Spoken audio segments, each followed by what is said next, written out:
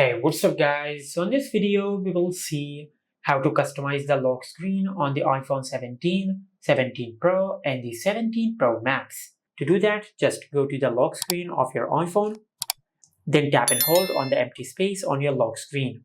Now just enter your lock screen PIN, and from here, just swipe to the left side and tap on the plus icon over here. Now you can select any wallpaper from the default wallpapers available on your iPhone, or you can tap on gallery and you can select a photo from the gallery app. For an example, I will select this photo.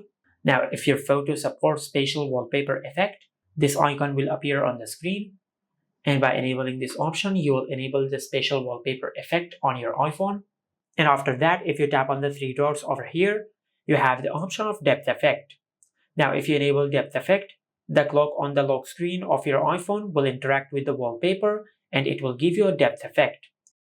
And after that, you have the option of extend wallpaper. And if you select this option, it will automatically extend the wallpaper on your iPhone. Just like that.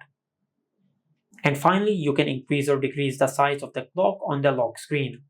Now, if you tap on the clock, you will be able to change the font style. But if you change the font style from the default, you will not be able to extend the size of the clock.